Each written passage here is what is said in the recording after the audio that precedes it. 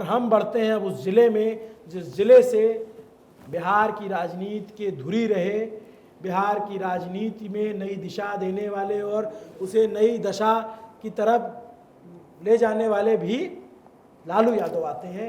ज़िले का नाम है गोपालगंज। ज़िले में सीटें आती हैं 6। पिछली बार 4 थी महागठबंधन के खाते में, और माफ़ कीजिएगा 4 थी एनडीए के खाते में और 2 थी महागठबंधन के खाते में। इस बार क्या होने जा रहा है सौरभ? Over to you. बिल्कुल सेम इस बार भी रिपीट हो सकता है। महागठबंधन के हिस्से में 2 सीटें आ सकती हैं 39.62% वोट के साथ, और एनडीए के हिस्से में 4 सीटें आ सकती हैं 43.73 वोटों के साथ। यानी कि आप अगर अंतर देखेंगे तो करीब 4% वोटों का अंतर है एनडीए और महागठबंधन के बीच। जनसुराज पार्टी का खाता नहीं खुल रहा है गोपालगंज में, मगर 9.88% वोट इनको यहाँ मिल सकता है। हर जिले में मिल रहा है वोट 10% लगभग जो है, जैसा कि अभिनव बोलते भी रहते थे कि भाई सीटें कितनी आएंगी नहीं आएंगी, पर वोट 10 के आसपास। मैं कहता कि 10% वोट जनसुराज को आएगा। हाँ, तो वो आता मुझे लगता है यार जिले में लगभग नजर आ रहा है हमारे एग्जिट पोल में। अब सीट दर सीट अभिनव आपको बताएंगे गोपालगंज की 6 सीटों का आंकड़ा। गोपालगंज की 6 सीट शुरू होती है बैकुंठपुर से। बैकुंठपुर सीट से जो आरजेडी के प्रत्याशी हैं वो चुनाव हार सकते हैं। यहाँ से बैकुंठपुर से बीजेपी के मिथिलेश तिवारी, चर्चित नेता मिथिलेश तिवारी, अपना चुनाव जीत सकते हैं। मिथिलेश तिवारी एक बार फिर से अपना चुनाव निकाल सकते हैं। बरौली की सीट पे आ जाते हैं। बरौली से इस बार बरौली में थोड़ा सा बदलाव हो सकता है, क्योंकि पिछली बार बरौली की सीट राम प्रवेश राय बीजेपी के जीते थे। रियाजुल हक राजू अपना चुनाव हार गए थे, लेकिन इस बार आरजेडी ने कैंडिडेट बदला, दिलीप कुमार सिंह को लड़ाया। जेडीयू से बरौली में मंजीत कुमार सिंह रहे और गेम पलट गया। इस बार आरजेडी ये सीट निकाल सकती है।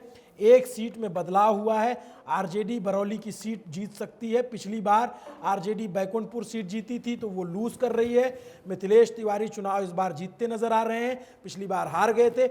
इस बार ये सीटों का स्वैप हो गया। बैकुंठपुर पे बीजेपी आरजेडी जीती थी, जिसे बीजेपी जीत सकती है। बरौली जो बीजेपी जीती थी उसे आरजेडी जीत सकती है। गोपालगंज की सीट पर कांग्रेस वर्सेस बीजेपी का मुकाबला। कांग्रेस के ओम प्रकाश गर्ग वर्सेस सुभाष सिंह। सुभाष सिंह ये चुनाव जीत सकते हैं। अगली सीट कुचाई कोट, हरिनारायण कुशवाहा कांग्रेस से, जेडीयू से अमरेंद्र कुमार पांडे।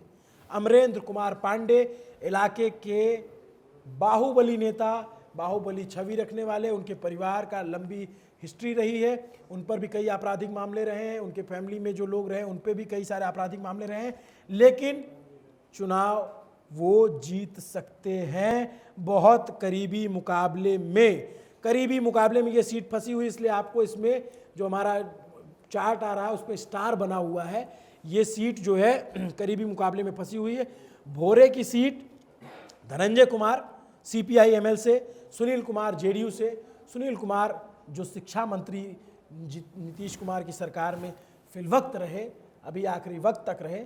पिछली बार मात्र 400 के करीब वोटों से वो अपना चुनाव जीते थे, 462 वोटों से। उस समय उन्होंने जितेंद्र पासवान को हराया था। इस बार धनंजय कुमार को भी वो हरा सकते हैं, ऐसा ट्रेंड हमको देखने को मिल रहा है। भोरे की सीट पे भी बदलाव हो रहा है, लेकिन हथुआ राजघराने वाली सीट जो हथुआ है, जो पिछली बार आरजेडी ने जीती थी, आरजेडी ने बहुत लंबे अंतर से सीट जीती थी। हथुआ की सीट से राजेश कुमार कुशवाहा पिछली बार जैसे जीते थे इस बार भी जीत सकते हैं। तो यहाँ पर आप देखेंगे तो सीटों का आंकड़ा सेम है, पर सीटें बदल सकती है। बैकुंठपुर जो पिछली बार आरजेडी जीती थी वो इस बार बीजेपी जीत सकती है, और जो बरौली सीट जो पिछली बार बीजेपी जीती थी वो इस बार आरजेडी जीत सकती है।